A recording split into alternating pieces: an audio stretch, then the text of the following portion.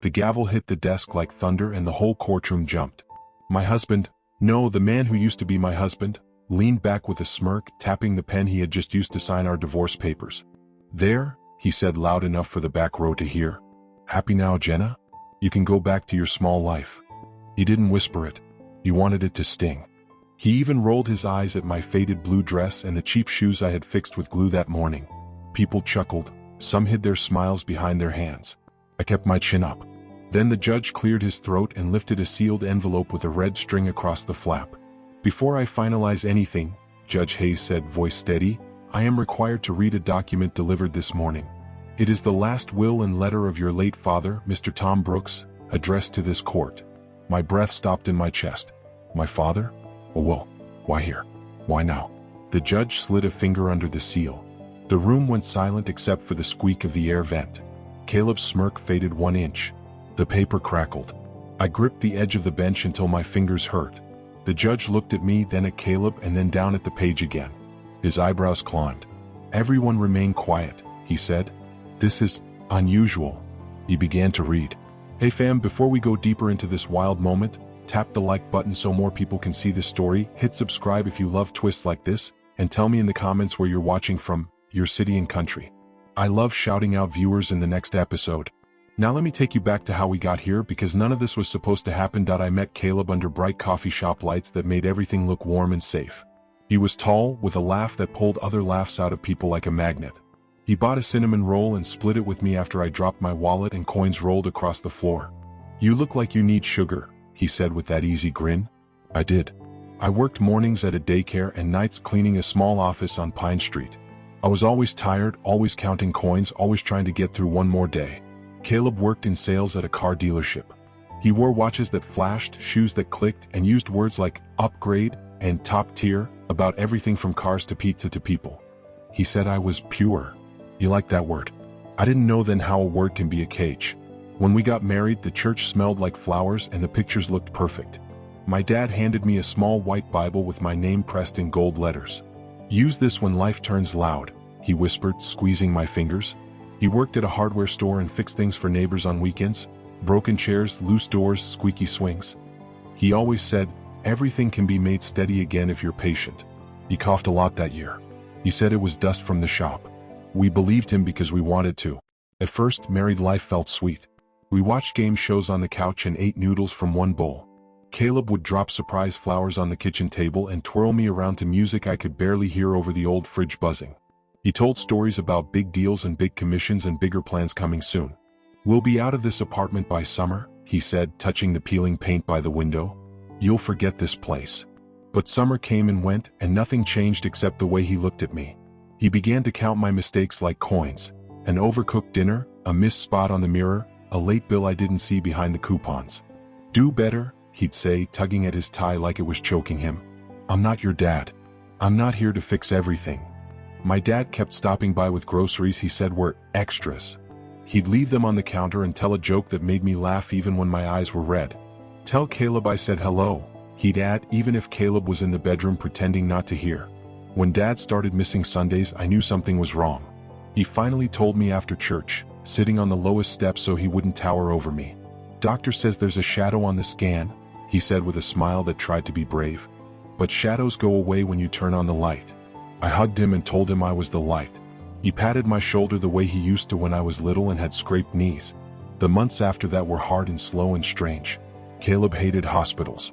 "They smell like fear," he said. He would stand by the door with his hands in his pockets, checking his phone. I cut Dad's apples into thin slices and rubbed lotion into his hands. We watched old shows he loved. We prayed in short, simple words. Sometimes Dad would fall asleep and squeeze my fingers in his sleep like a child reaching for a nightlight. The day he didn't wake up, the sky outside the window was a clear blue that made no sense. I called Caleb first. He said, "We can't afford a big funeral. Keep it simple." I said, "Okay," because every part of me was tired. After the funeral, I found a stack of folded notes in Dad's toolbox. They weren't fancy. Lined paper. Blue ink. My name at the top. "Remember to eat," one said.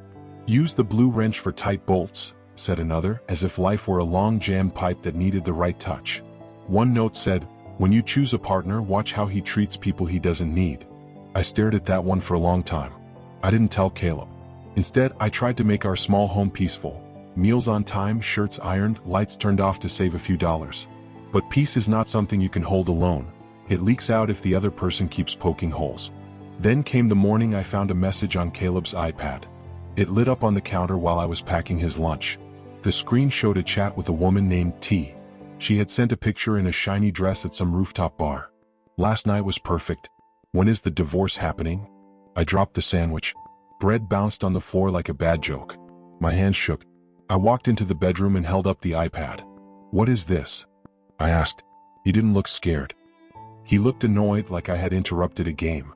Don't be dramatic, he said. We're not happy. I'm allowed to be happy. He took the iPad and tossed it onto the bed. Stop crying. You can move back with your dad. And then he remembered. Then he sighed. Right. You can't. We tried counseling once. He rolled his eyes the whole time. The counselor asked him what he loved about me. He said, she's quiet. The counselor asked me what I loved about him.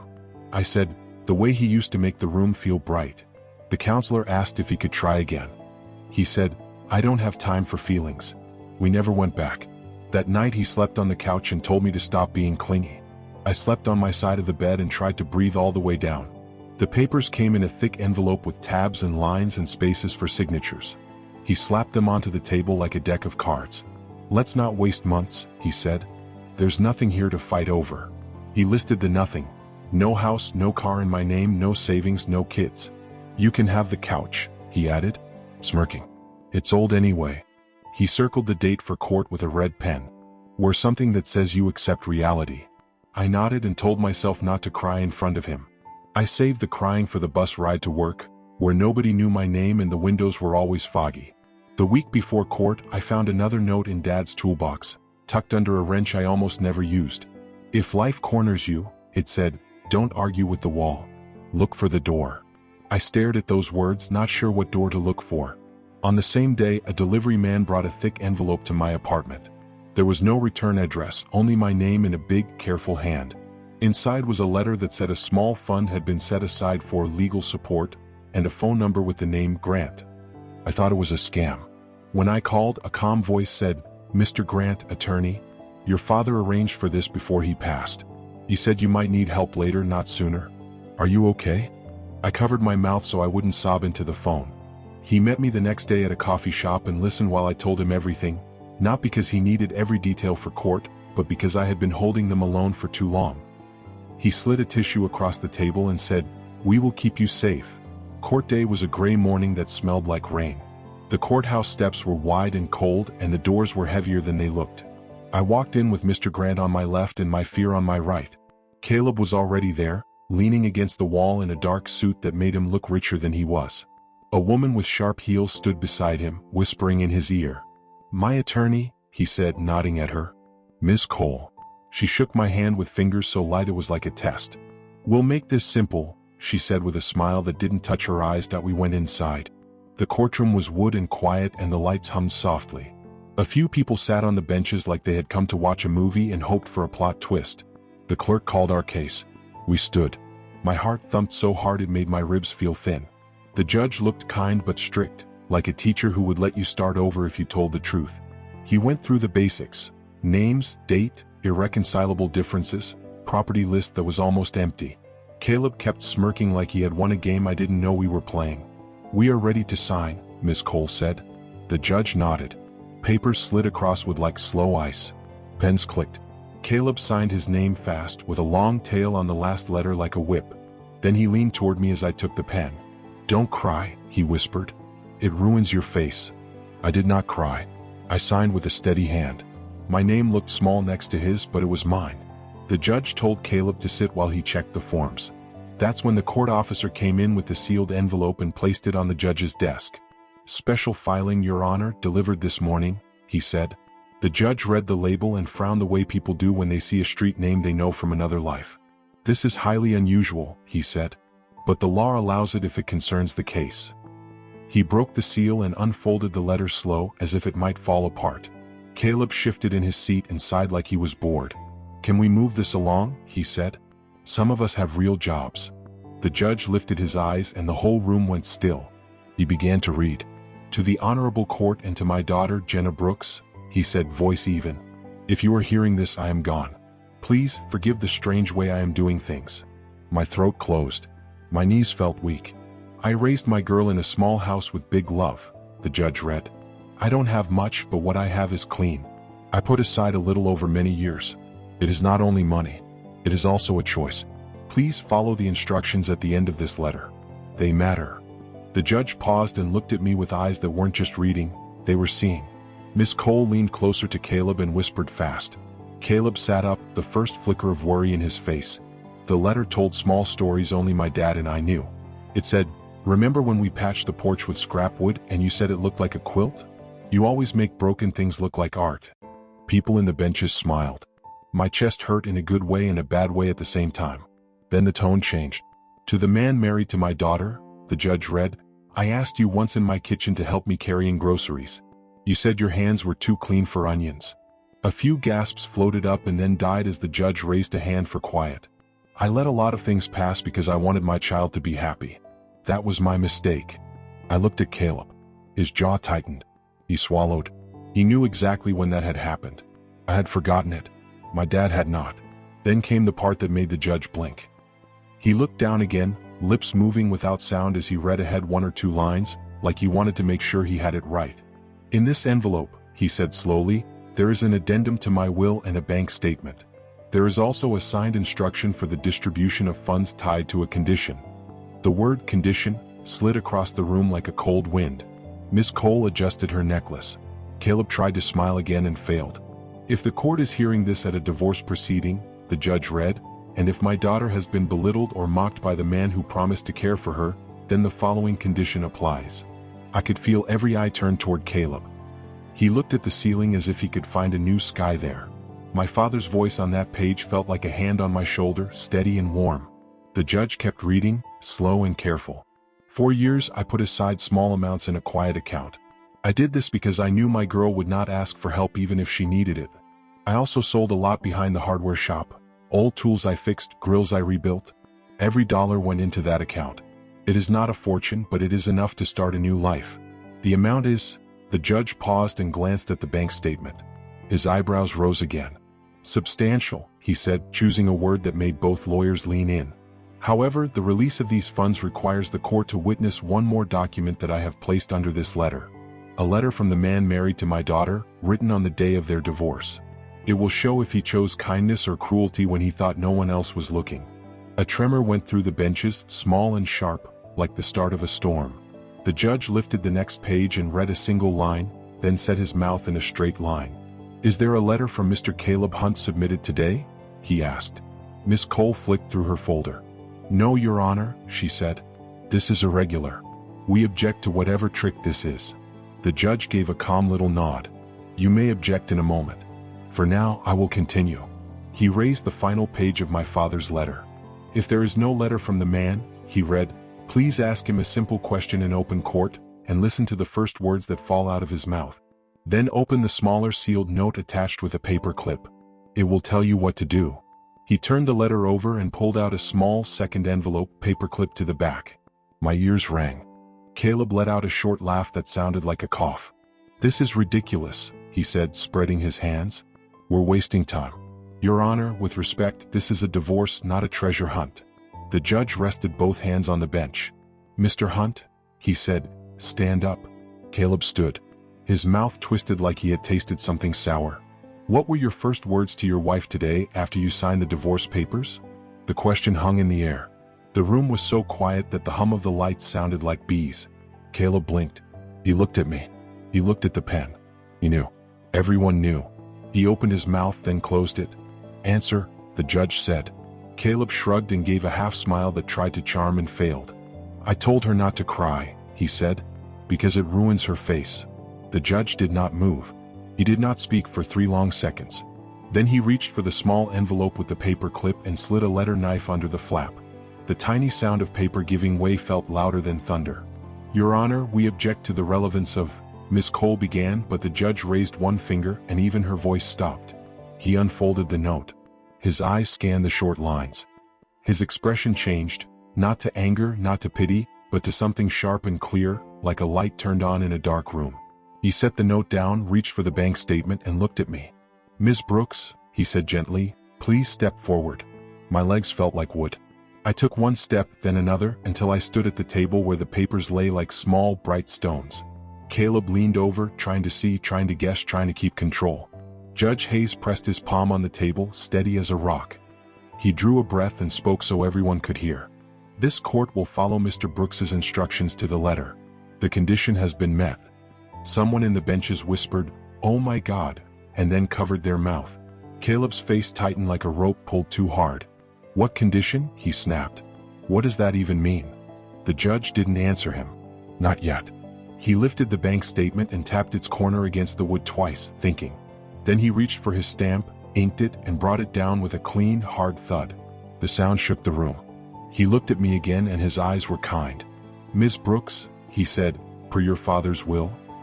He stopped mid-sentence as the courtroom door swung open with a hiss and a man in a gray suit hurried in carrying a black case. The clerk frowned. The man raised a hand. "Apologies, Your Honor," he said, voice firm. "I'm here to deliver an item connected to Mr. Tom Brooks's estate. There was a delay at the bank." He opened the case and pulled out a thick, leather-bound folder with a gold seal. The judge accepted it, turned it, checked the seal, and glanced at the clerk, who nodded after comparing signatures. The judge flipped it open, scanned the top page, and then his eyes widened for the third time that morning. He looked at Caleb. He looked at me. He looked at the folder again like it might vanish if he blinked. Caleb took a step forward, lips parting. "What is that?" he demanded, voice cracking for the first time. The judge set the folder on the table between us and folded his hands. "It appears your father, Ms. Brooks," he said slowly, "updated his will 2 weeks before his passing and included a transfer authorization tied to today's proceedings." He lifted the top page and slid it a few inches toward me. My name was printed there in black letters, and there was a number underneath that made the room tilt for a second. I heard a small, soft gasp and realized it had come from my own mouth. Miss Cole grabbed her pen so hard it clicked.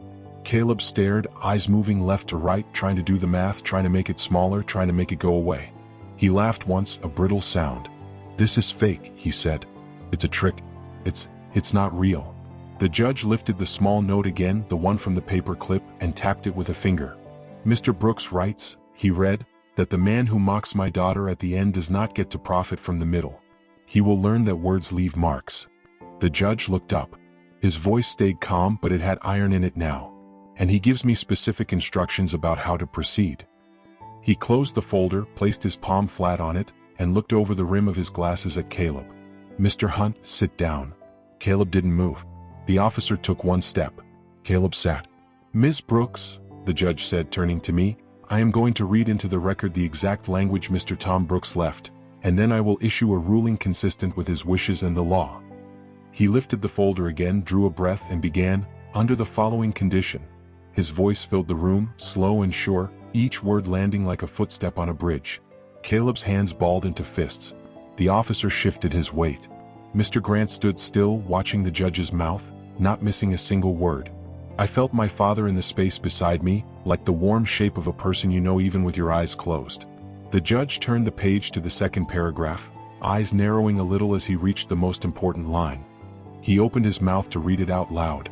And the courtroom door clicked again as someone gasped behind us, a voice I knew and didn't expect at all. I turned, heart in my throat, as everyone else turned too. The judge looked up sharply, words still on his tongue. Caleb twisted around, face going pale. The person in the doorway clutched a thin folder to their chest and said, "Your Honor, please, there's one more thing you have to see." The voice in the doorway froze everyone. I turned with my heart pounding so loud I thought it would knock the breath out of me. The man standing there was older, tall but worn, with gray hair combed back and sharp eyes that scanned the room like a storm rolling in. His hand clutched a slim folder, his knuckles pale against the cardboard. "Your Honor," he said again, voice rough from running or from holding words in too long. "I was instructed by Mr. Tom Brooks to deliver this only if certain words were spoken in this courtroom today." The judge frowned, looking from the man to the seal on the folder. "And who are you, sir?" The man swallowed, shifting his weight as the courtroom leaned closer like a single body. "My name is Daniel Cross," he said. "I worked with Mr. Brooks for 20 years at the hardware store. I was his friend." His voice cracked a little, then steadied. "He trusted me with this." The judge gestured to the bailiff, who stepped forward, took the folder, and brought it to the bench. Caleb twisted in his seat, whispering harshly to his lawyer. Miss Cole's lips moved fast, but her eyes betrayed a flicker of doubt she couldn't hide. I stood frozen, my breath caught somewhere between hope and fear. My father. Even gone, he was still moving the pieces of my life like a man fixing a crooked chair leg no one else noticed. The judge broke the seal on the folder. Papers slid free, handwritten pages, dated only weeks before my father's last breath. The judge's eyes flicked across the first lines. He paused, cleared his throat, and read aloud. To my daughter Jenna. If you are hearing this, it means you are braver than you think. You are standing up in a place where I once stood years ago when life tested me in ways I never told you. I want you to know you are not alone in this. I prepared something I hope will remind you of who you are. The judge's voice softened. The pages trembled slightly in his hand, though he tried to hide it. My chest tightened until I could barely breathe. To the man she married, the letter continued, you had a chance to show respect and you chose mockery. Words are cheap until they're written down. You signed with arrogance, forgetting that paper remembers. Now so will the court. Gasps filled the benches. Caleb's jaw twitched. He leaned forward, fists clenching against the polished wood of the table.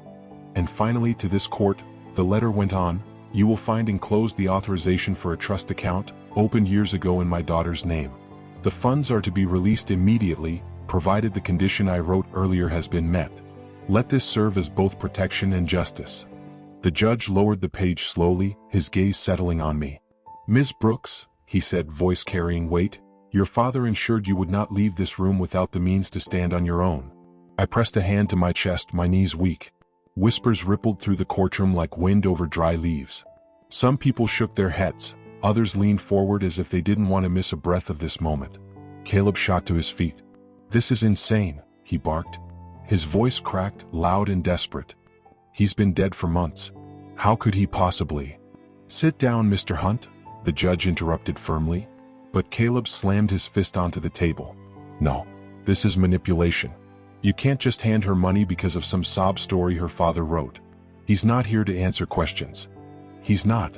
The officer stepped forward, placing a hand on Caleb's shoulder. Caleb flinched but sat down, grinding his teeth. His lawyer tugged at his sleeve, whispering frantically, but he jerked away from her hand. The judge ignored the outburst and turned back to me. Ms. Brooks, he said gently, your father left instructions that this trust account is yours alone. But he also left one more request. He flipped the page and began reading again. Jenna, my girl, the letter said, if you are tired, let yourself rest. If you are scared, let yourself cry. But if you are doubting, don't. You were raised to be steady even when the floor shakes. I couldn't leave you riches, but I left you dignity, and enough to build something new. Don't waste it on fear. Don't hand it to anyone who calls you less than what you are. My tears blurred the wooden walls and polished floor into streaks of color. My father's voice filled the courtroom like sunlight in a closed room. The judge lowered the letter and looked straight at me. Your father's words stand as both testament and instruction. Effective immediately, the court recognizes your inheritance as separate property, untouchable by the divorce proceedings. The gavel struck once, hard, final, undeniable. The benches erupted. Some gasped. Some whispered furiously. One woman dabbed her eyes with a tissue, though I'd never seen her before.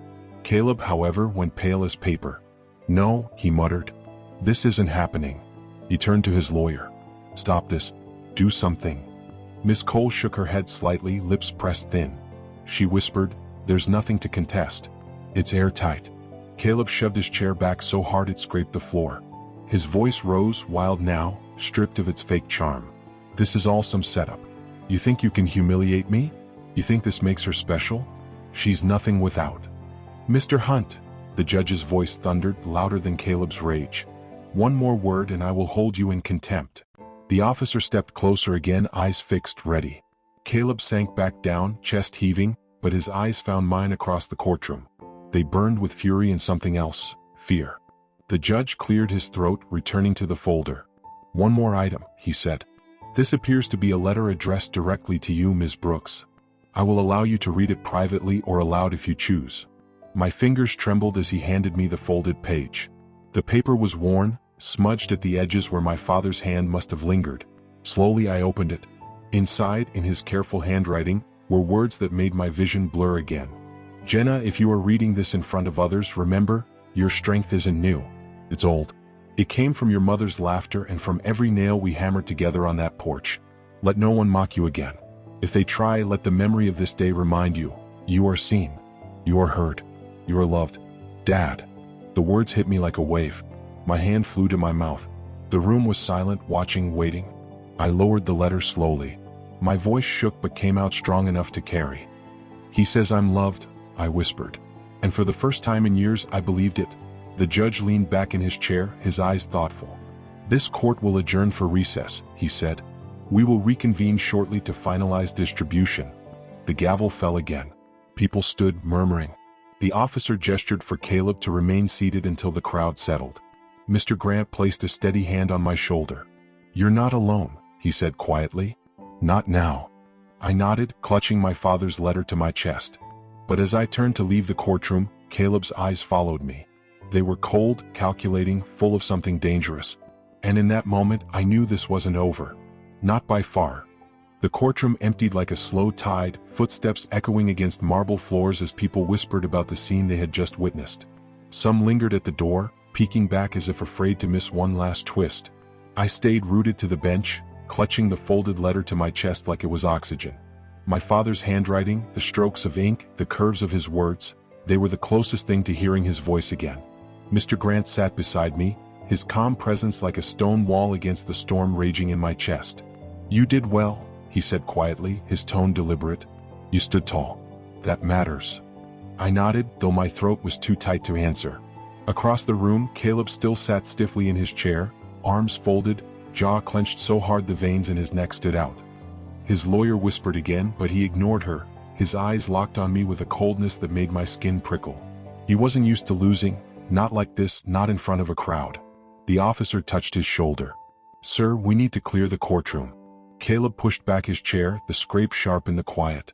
He rose slowly, eyes never leaving mine.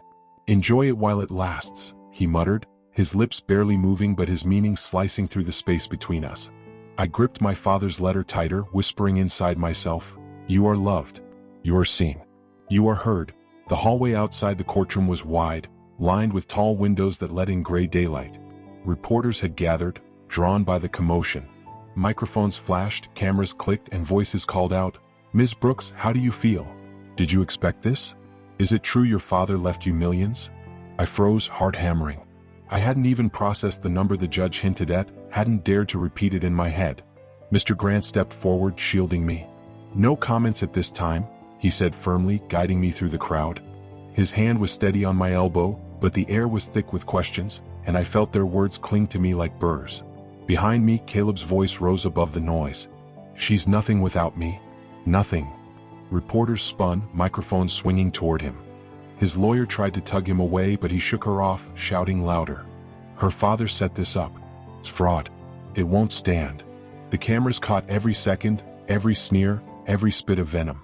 I kept walking, each step heavier than the last. Outside, the courthouse steps stretched wide into the drizzle. Rain speckled the stone, darkening the gray. A car waited at the curb, Mr. Grant's driver. He opened the door for me, but I hesitated, turning back one last time. Through the glass doors, I saw Caleb's figure framed in shadows. He wasn't yelling anymore. He wasn't moving. He just stood there, watching me with an expression I couldn't read. Mr. Grant touched my shoulder gently. Come. You need rest. I slid into the car, my father's letter still pressed to my chest. The city blurred past the windows as the car pulled away, but my mind was frozen in that courtroom, in that moment when the judge's voice had carried my father's words like a lifeline through the air. That night, my apartment felt different. The silence wasn't heavy, it was alive, buzzing with the echo of my father's love. I spread his letters across the table, reading each one slowly, tracing the ink with trembling fingers. The toolbox, the notes, the care he had tucked into corners of my life, they all connected now, a trail he had left to lead me here. But even as warmth filled me, fear seeped in too. I knew Caleb. His pride was a sharp blade. He wouldn't let humiliation settle without a fight. My phone buzzed. A new message, you think you won? You have no idea what's coming. My stomach turned cold. I blocked the number, but I knew it wouldn't stop him. Caleb always found a way. The next morning, the news had spread everywhere. On the front page of the city's paper, bold letters screamed, Divorce court shocker. fathers will stuns millions. My picture was below it, me standing pale and shaking, clutching my father's hair. Caleb's photo was beside mine, his face twisted mid-shout, anger etched in every line. My phone buzzed non-stop. Unknown numbers. Reporters. Old classmates. People I hadn't heard from in years suddenly remembered my name. I ignored them all, curling up on the couch with my father's notes scattered around me like armor. But one call broke through. "Jenna?" The voice was soft, familiar. My breath caught. "Aunt Linda?" "Yes, honey. I saw the news." "Oh, Jenna, I didn't know Tom left you so much. He never said a word to me. Are you all right?" Her voice was a lifeline, but beneath it was curiosity, even a hint of calculation. People change when money enters the room, even family. "I'm managing," I said carefully. "That's good. That's real good," she replied. "Listen, I don't mean to pry, but you'll need guidance. People will come after you now. You should have someone you trust close." I wanted to trust her. I wanted family. But my father's warning whispered in my ear, "Don't hand it to anyone who calls you less than what you are." Days turned into weeks. The trust account was secured under court protection until final distribution. I lived in limbo, half safe, half exposed. Mr. Grant visited often, updating me on procedures, paperwork, and hearings still to come. His calm voice steadied me, but his eyes held caution. "Caleb is pushing for an appeal," he said one afternoon, his hands folded neatly on my kitchen table. "He claims the will is fabricated. He wants the trust frozen." My chest tightened. "Can he do that?" Grant exhaled slowly. "He can try. But the documentation is airtight. Your father planned this well. Still, be prepared, Caleb thrives on chaos. He'll stir it until someone listens." I nodded, though fear coiled inside me. Caleb wasn't just a man losing money. He was a man losing power. And that, I knew, was more dangerous. I tried to live quietly. I went back to the daycare, the children's laughter a small balm against the storm. They didn't care about courtrooms or wills or angry ex-husbands. They cared about crayons, about snack time, about who got to sit closest during story hour. But even there, whispers followed me. Parents lingered longer at drop-off, eyes scanning me with curiosity. One asked too casually, "So, are you really a millionaire now?" Heat rushed to my cheeks. "I'm just Jenna," I said softly. But I knew. The world no longer saw me as just Jenna. One evening, as rain tapped the windows, I found myself back at the toolbox. I lifted each letter, reading them again. But at the bottom, beneath a false panel I hadn't noticed before, my fingers brushed against something hard. I pulled it free. A small brass key, old but polished. Attached to it was a scrap of paper, faded but legible. "For when you need the truth." My heart pounded. What truth? What lock? I called Mr. Grant immediately. He came within the hour, his brow furrowed as he examined the key. "Your father was meticulous," he said. "This isn't random. He wanted you to find it now, not sooner." "But what does it open?" I whispered. He looked at me, his eyes steady. "That's what we need to discover." Meanwhile, Caleb's shadow grew darker. One night, I caught sight of him across the street, half hidden behind a car. He didn't move. He didn't shout. He just watched. My stomach twisted and I pulled the curtains closed. The next day, a letter slid under my door. No envelope. Just one sentence in his handwriting. "If I can't have dignity, neither can you." I sat on the floor, shaking, the brass key clutched in my hand like a weapon. My father's voice whispered from the notes scattered around me, "Look for the door." And I realized, maybe the key wasn't just metal. Maybe it was the door itself. The next court date loomed closer, tension thick in the air. Mr. Grant assured me the trust would hold, that Caleb's appeal was flimsy. But deep down, I knew the battle wasn't about paper. It was about pride, about control, about a man who had mocked me in front of the world and couldn't stand to see me rise. The courtroom would open again soon. The judge would speak again. Caleb would sneer again. And the key in my pocket pressed against my palm, whispering of another secret still waiting to be revealed. And in my heart, I knew, whatever that truth was, it would either set me free completely, or shatter everything left standing. The brass key sat heavy in my palm, its teeth sharp against my skin as if it wanted me to bleed before it surrendered its secret. All night, I lay awake listening to the hum of the refrigerator and the distant horns from the street, the key clutched tight in my fist. Sleep came in scraps, chased by dreams of my father whispering, "Look for the door, Jenna." By dawn, I knew two things. Caleb would not stop until he clawed at whatever dignity I had left, and my father had left me one last piece of armor, this key. The only question was when and where I would use it. The morning of the final hearing arrived gray and cold. Rain slicked the courthouse steps, turning them into mirrors. People gathered again, reporters with umbrellas, bystanders hungry for another twist. Inside, the courtroom hummed with low chatter until the clerk's gavel silenced it. Judge Hayes entered, his black robe brushing the polished wood as he sat, his eyes already sharp, already carrying the weight of the drama he knew was coming. I sat at my table with Mr. Grant, my fingers pressed against the brass key hidden in my pocket. Across from me, Caleb leaned back in his chair, a smug smile crawling back onto his face. His lawyer, Ms. Cole, whispered urgently, but he only waved her off like a fly. His arrogance had returned, but it felt brittle now, like glass stretched too thin. The judge cleared his throat. This court reconvenes in the matter of Jenna Brooks versus Caleb Hunt. We will address motions regarding the will of the late Mr. Tom Brooks, as well as the pending divorce decree. Caleb shot to his feet before the judge could continue. Your Honor, I move that this so-called will be struck down. It's a fabrication. Conveniently delivered, conveniently emotional, and conveniently timed to paint me as some kind of villain. This is theater, not justice. His words echoed. Whispers rippled through the benches. The judge raised an eyebrow but remained calm. Mr. Hunt, sit down. You will have your chance to speak through counsel. But Caleb pressed forward, fists tight at his sides. No, Your Honor. Everyone here has already judged me. You all saw her crocodile tears. You all bought into her father's little puppet show. But let's talk facts. She has nothing.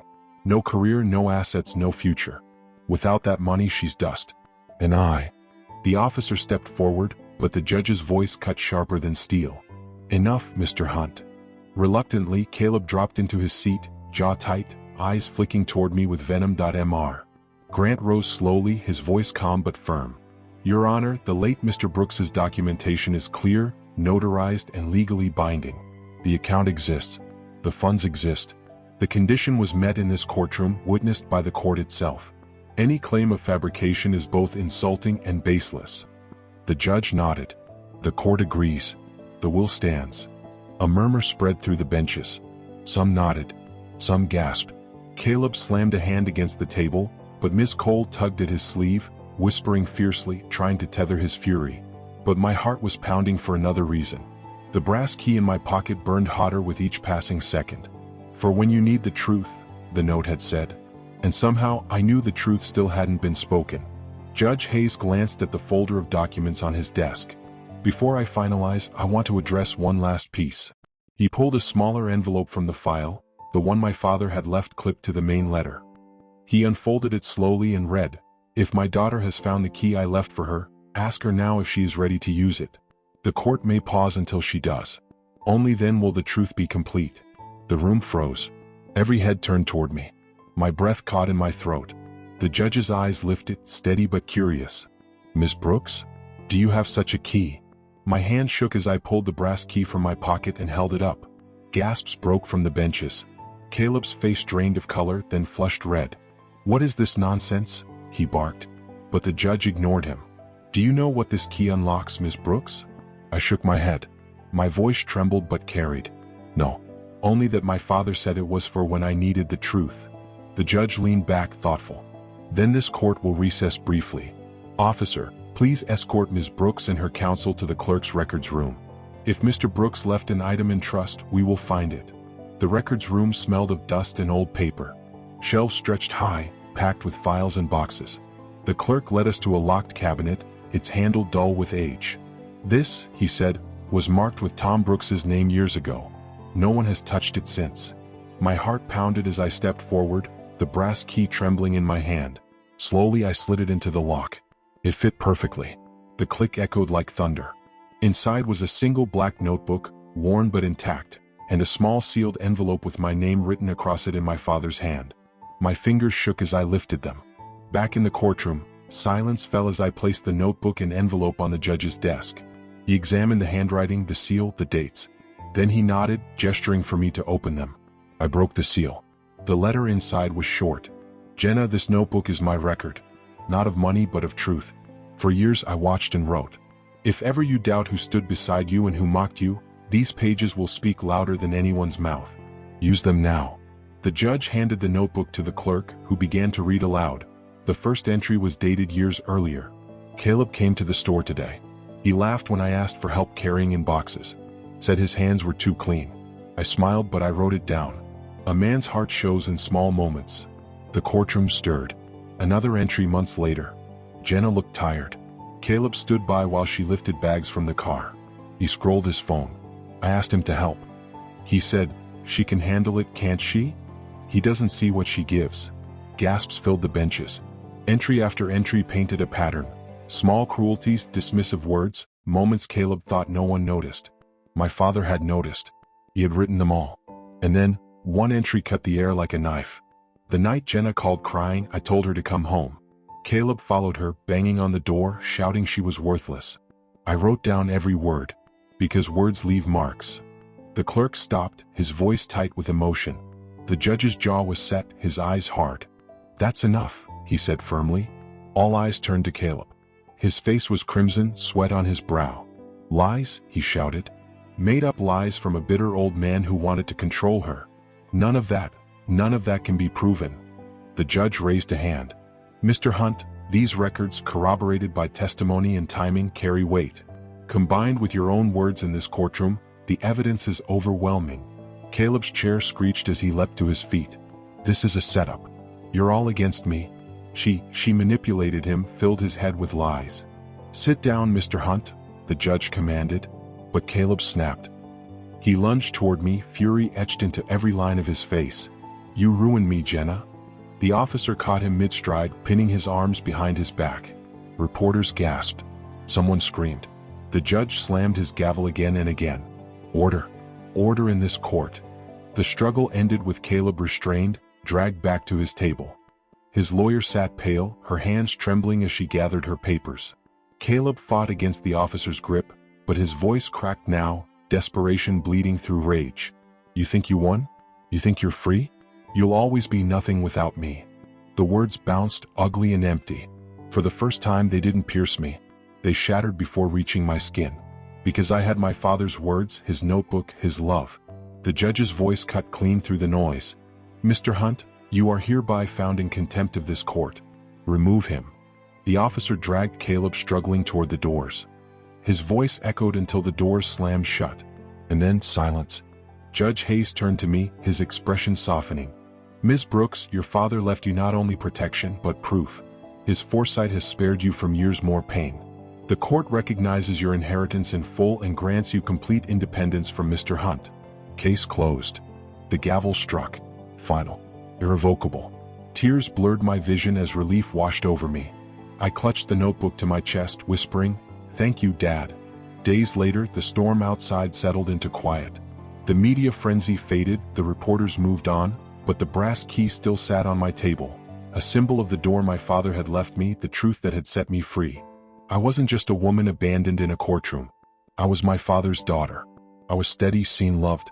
And as I walked out into the sunlight, the world no longer felt like it was crumbling beneath me. It felt wide, waiting. If you were gripped by this story, please like this video, drop your city in the comments so I know where you're watching from, and subscribe to this channel to support our growth. More incredible twists and lessons are coming. You won't want to miss them.